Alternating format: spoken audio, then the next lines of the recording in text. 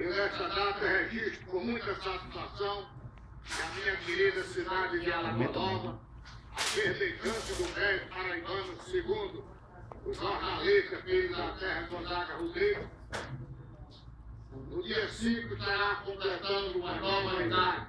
O município de Alagoas Nova foi levado à categoria de vila por uma lei provincial em 1850. Posteriormente veio a cair e voltou à condição. Vila que era cidade, voltou à mesma condição. Mas,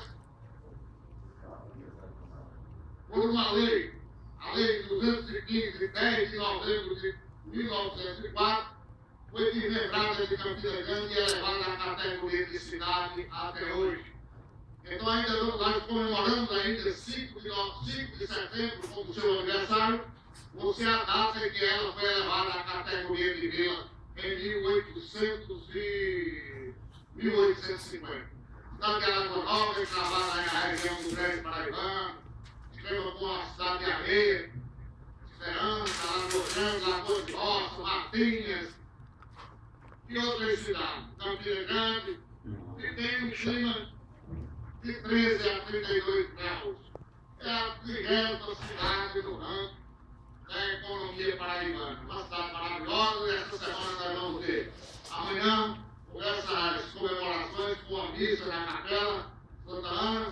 No dia 5, que é o dia do aniversário da cidade, é feriado, é o desfile cívico, será, haverá corrida, torneio, e no domingo, dia 8, haverá a 8ª motocross da cidade de Alagoas Nova, famosa, prestigiada por muitos motoqueiros, e nós esperamos lá receber os visitantes ilustres que quiserem honrar essa cidade. Essa é a minha satisfação que eu tinha para esse momento, mas quero, senhores deputados, fazer agora o registro de tristeza. Quem mora na cidade de Campina Grande, quem ouve rádio em Campina Grande, sabe que a saúde de Campina Grande está precária, deputado Carlos Dutra. Nós passamos na rua ali, quando vamos para o velho paraibano, e ela está vazia. E se pergunta por quê? Porque não tem atendimento. O hospital da infância e do adolescente está vazio também, porque não tem médico. A saúde de Campina Grande entrou em greve.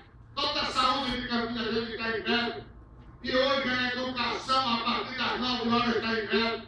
Eu quero perguntar aqui ao prefeito, os seus assessores, o que é que estão fazendo que não dialogam com esse povo?